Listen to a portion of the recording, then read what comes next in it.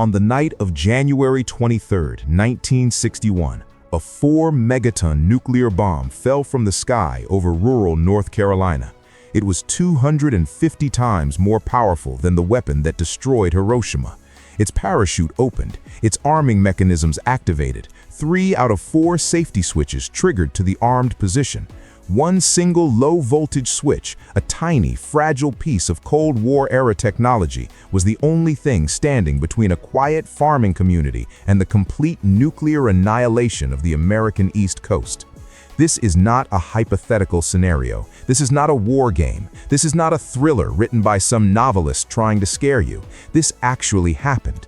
And for more than 50 years, the United States government did everything it could to make sure you never found out. The Cold War was not just a political standoff, it was a loaded gun pressed against the temple of civilization. By 1961, the United States and the Soviet Union had amassed enough nuclear weapons to destroy the world several times over. The doctrine was called mutually assured destruction. Both sides knew that launching a first strike meant guaranteed retaliation, guaranteed extinction. So instead of sitting still and waiting for Armageddon, the United States Air Force came up with a strategy. They called it Operation Chrome Dome. The idea was terrifyingly simple.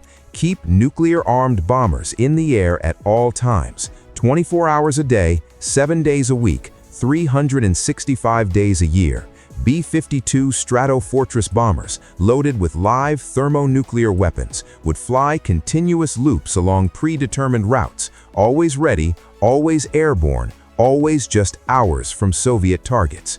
If Moscow launched a surprise attack and destroyed American bases on the ground, these airborne bombers would survive. They would receive their orders, and they would deliver their payloads. It sounds logical on paper, but in practice, it meant that at any given moment, multiple aircraft carrying weapons capable of erasing entire cities were flying over American soil, over American towns, over American families who had no idea what was circling above them in the dark. Seymour Johnson Air Force Base sits just outside Goldsboro, North Carolina. In January of 1961, it was home to the 4241st Strategic Wing of the Strategic Air Command. The men stationed there were professionals. They were trained for the unthinkable. And on the night of January 23rd, a B-52G bomber designated Keep 19 was assigned a routine Chrome Dome patrol along the eastern seaboard. The crew consisted of 8 men. The aircraft commander was Major Walter Scott Tulloch. These were experienced airmen. They had flown this kind of mission before. It was supposed to be routine, but nothing about this night would be routine. Keep 19 took off from Seymour Johnson carrying 2 Mark 39 thermonuclear bombs. Each weapon had a yield of approximately 3.8 megatons. To put that in perspective, the bomb dropped on Hiroshima was about 15 kilotons. 1 kiloton equals 1,000 tons of TNT. 1 megaton equals 1,000,000 tons. Each of the bombs aboard Keep 19 was roughly 250 times more powerful than Little Boy, the weapon that killed 80,000 people in a single flash. And there were 2 of them, strapped to the belly of a bomber cruising through the January night over the Carolina countryside. During the flight, Keep 19 rendezvoused with a KC-135 tanker aircraft for a scheduled mid-air refueling. This was standard procedure. Chrome Dome missions were long, and the bombers needed fuel to stay aloft. But during the refueling contact, the tanker crew noticed something alarming. They radioed Keep 19 with a warning. There was a fuel leak, a significant one. The right wing of the B-52 was hemorrhaging fuel at a visible rate. Major Tulloch acknowledged the report. He could see it in his own gauges. The fuel quantity in the right wing was dropping fast. Thousands of pounds of jet fuel pouring into the night air from a structural leak that no one could see clearly, no one could access, and no one could fix at 30,000 feet. Tulloch did what any competent pilot would do. He informed Seymour Johnson. He requested permission to return to base immediately. Ground control agreed. Keep 19 broke off from its patrol route and turned back toward Goldsboro. The crew calculated their fuel burn, they monitored the leak, and they began a controlled descent toward home. But the leak was worse than anyone realized. The structural integrity of the right wing was compromised. At some point during the descent, somewhere around 10,000 feet, the situation went from manageable to catastrophic in a matter of seconds. The right wing could no longer support itself. The stress of flight, combined with the loss of internal fuel pressure that had been helping to hold the wing's structure together, exceeded the limits of the airframe. The wing did not simply fail, it separated. The entire right wing of the B-52G tore away from the fuselage, and when it did, the aircraft did not simply descend, it came apart. Imagine for a moment what that looks like. A 200,000-pound bomber traveling at hundreds of miles per hour, suddenly losing an entire wing. The aircraft rolls violently. The fuselage begins to tumble. The forces are beyond anything the human body can withstand without ejection. The crew had seconds to react. Major Tulloch gave the order to bail out. In the chaos, in the darkness, in the screaming wind and the violent rotation of a disintegrating aircraft, 5 of the 8 crew members managed to eject or bail out successfully. 3 did not. Lieutenant Adam Maddox became one of the only known crew members to successfully bail out of a B-52 through an escape hatch rather than an ejection seat, a feat that was considered nearly impossible given the forces involved. 3 men died that night. Their names deserve to be spoken. Major Eugene Holcomb, Captain Richard Rardon, Sergeant Francis Roger Barnish. They gave their lives on a mission most Americans would never even hear about. But the crew was not the only thing falling from the sky that night. When the B-52 broke apart, it released its payload, 2 Mark 39 thermonuclear bombs, each one a city killer, separated from the aircraft, and began their descent toward the farmland below. And this is where the story shifts from tragedy to something far more terrifying. Because these were not inert practice rounds. These were fully assembled, fully functional nuclear weapons. And as they fell, things started happening inside them that were never supposed to happen outside of a deliberate combat drop. The Mark 39 bomb was designed with multiple safety mechanisms.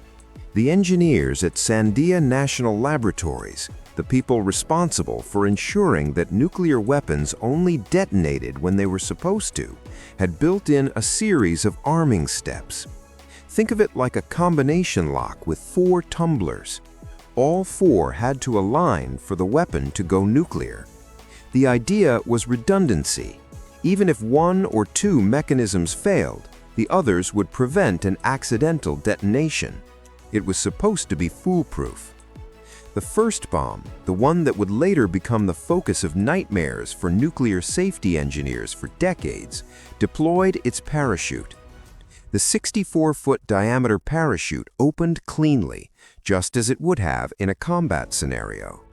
The weapon floated down gently, almost gracefully, toward a tobacco field near the tiny community of Faro, just north of Goldsboro.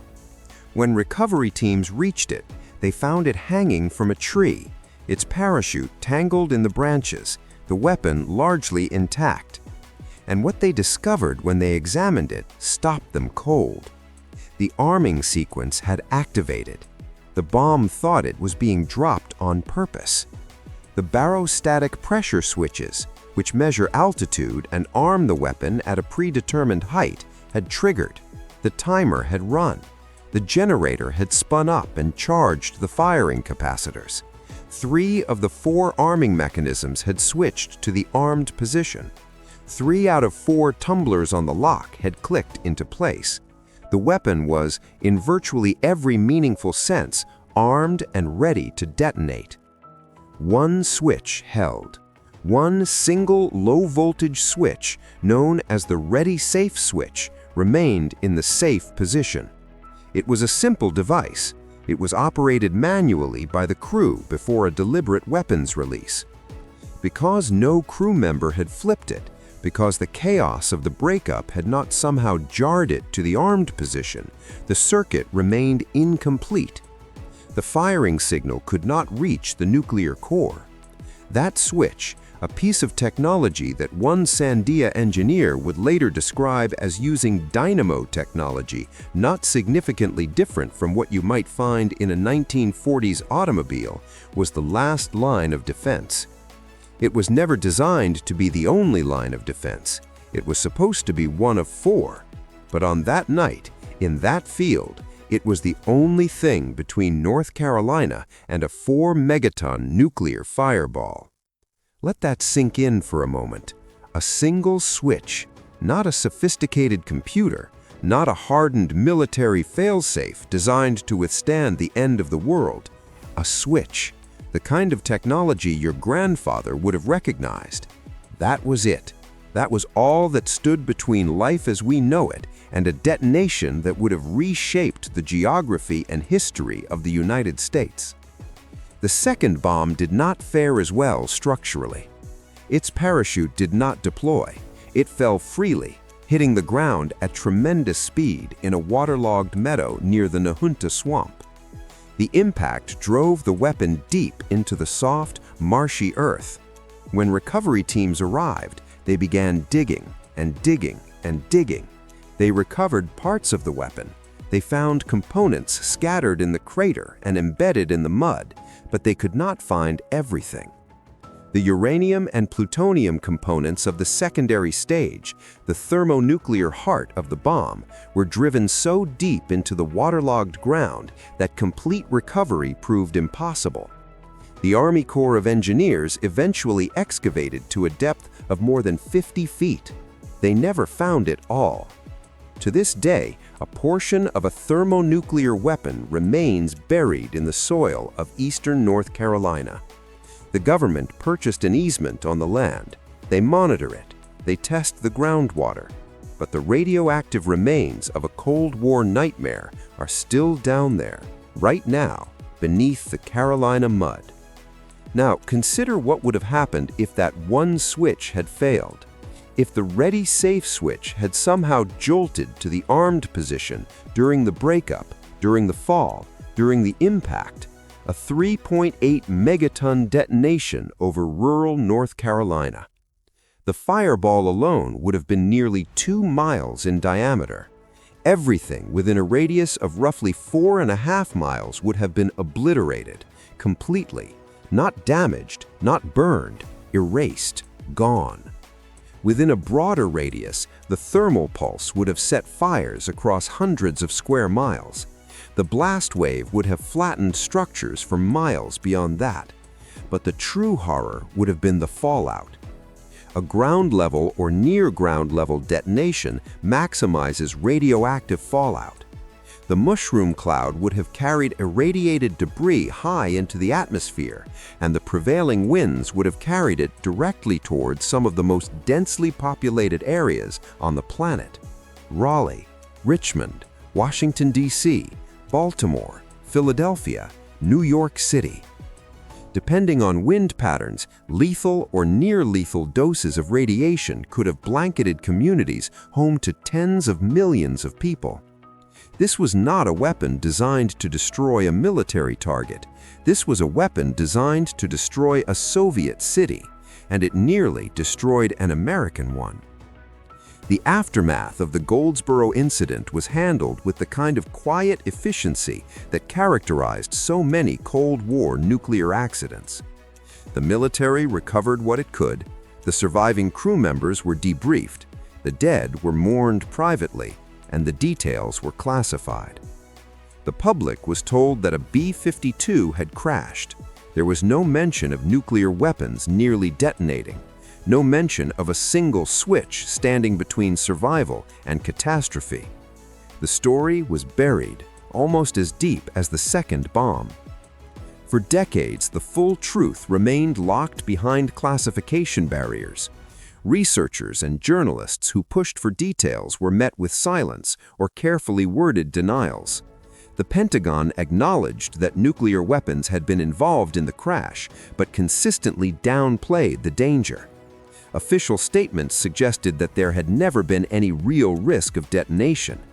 The safety mechanisms had worked as designed, they said. There was nothing to worry about. But in 2013, The journalist Eric Schlosser, while researching his book Command and Control, obtained a declassified document that blew the lid off the official narrative. It was a 1969 report written by Parker F. Jones, a supervisor of nuclear weapons safety at Sandia National Laboratories. Jones was not a conspiracy theorist. He was not a journalist looking for a scoop. He was an engineer whose job was to evaluate the safety of America's nuclear arsenal. And his conclusion, written in the dry, precise language of a technical report, was devastating. Jones wrote that one simple dynamo technology low-voltage switch stood between the United States and a major catastrophe. He documented in clinical detail how close the Goldsboro bomb had come to full detonation. He noted that the same type of ready-safe switch had been found in other incidents to be vulnerable to malfunction. The switch that saved the East Coast was not only the last line of defense, it was a line of defense that engineers had already identified as unreliable. The Goldsboro incident was not unique. It was part of a pattern that the military euphemistically referred to as broken arrows, a term for accidents involving nuclear weapons. Between 1950 and 1968, the Department of Defense has officially acknowledged 32 broken arrow incidents. 32 times that nuclear weapons were involved in crashes, fires, accidental drops, or other mishaps. And those are just the ones that have been declassified. Former officials have suggested the real number is significantly higher. The Goldsboro crash was the closest call, but it was far from the only one. In 1958, a B-47 accidentally dropped a Mark VI nuclear bomb on a family's backyard in Mars Bluff, South Carolina. The conventional explosives detonated. The nuclear core was not installed, so there was no nuclear explosion, but a family's home was destroyed and a 6-year-old girl was injured. In 1966, a B-52 collided with a refueling tanker over Palomares, Spain, dropping 4 hydrogen bombs. 2 of them ruptured, spreading plutonium contamination across Spanish farmland. In 1968, another B-52 crashed near Thule Air Base in Greenland, scattering nuclear material across the Arctic ice. These were not hypothetical risks. These were real events happening with disturbing regularity, each one a roll of the dice. Operation Chrome Dome continued until 1968, when the Thule crash finally forced the Air Force to reconsider the wisdom of keeping nuclear-armed bombers in the air around the clock. The program was quietly terminated, the airborne alert missions ended, but by then, the damage to public trust, had the public actually known the full story, would have been immeasurable. Instead, the damage was done to something less visible but equally important: the illusion that the people in charge had everything under control. The Goldsboro incident forces us to confront an uncomfortable truth about the nuclear age. We have built weapons of unimaginable destructive power and entrusted them to systems designed and operated by human beings. Human beings who make mistakes. Human beings who build machines that leak fuel, that break apart in flight, that drop their payloads in tobacco fields in North Carolina.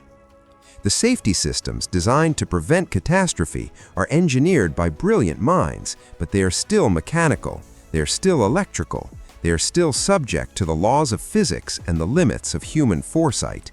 And on the night of January 23, 1961, every single one of those systems failed, except one. The survivors of Keep 19's crew lived the rest of their lives carrying the weight of what happened that night. Lieutenant Adam Maddox, the man who bailed out through an escape hatch that should have been impossible to reach, rarely spoke publicly about the incident.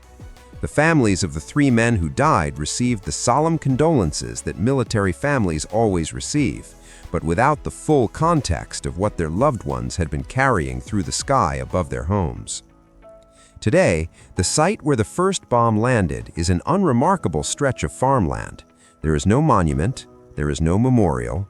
Most people who drive past it on their way through Wayne County have no idea that they are passing the spot where the fate of millions of Americans was decided by a single switch in a falling bomb. The site where the second bomb buried itself is marked only by a small government easement and periodic environmental monitoring visits. The land looks like any other patch of Carolina countryside, green in summer, brown in winter, quiet, ordinary, hiding its secret beneath the surface. We live in a world with approximately 12,500 nuclear warheads. 9 countries possess them. The technology has evolved. The safety systems have improved dramatically since 1961. Modern weapons use insensitive high explosives, strong link, weak link systems, and environmental sensing devices that are exponentially more sophisticated than the dynamo technology switch that saved Goldsboro. But the fundamental tension remains. We have created weapons that must be used accidentally, and we have entrusted their safety to systems that must work perfectly, every single time, without exception, forever. And we know, because Goldsboro taught us, because Mars Bluff taught us, because Palomares and Thule and a dozen other broken arrows taught us, that perfection is not a human attribute. 3 men died in a North Carolina field on a cold January night. A farming community came within one switch of nuclear annihilation, and the United States government kept the full truth classified for more than half a century. Not because the public could not handle it, but because the truth revealed something that no amount of strategic doctrine or military confidence could explain away. We got lucky. That is the lesson of Goldsboro. Not that the system worked, not that American engineering prevailed. We got lucky. One switch held. One fragile, outdated, low-voltage switch that nuclear safety engineers had already flagged as potentially unreliable, decided to stay in the safe position on that particular night, in that particular field, as a 4-megaton thermonuclear bomb drifted down through the Carolina darkness on a white parachute. And if you were sitting somewhere on the East Coast of the United States right now, watching this, living your life, raising your family, going about your day, you might want to take a moment to consider something. Your world, your city, your entire way of life may very well exist today because of a single quarter-inch piece of metal inside a falling bomb that decided on one winter night in 1961 not to move. That's how close we came. That's how thin the line has always been. And that's the story that the United States government hoped you would never hear.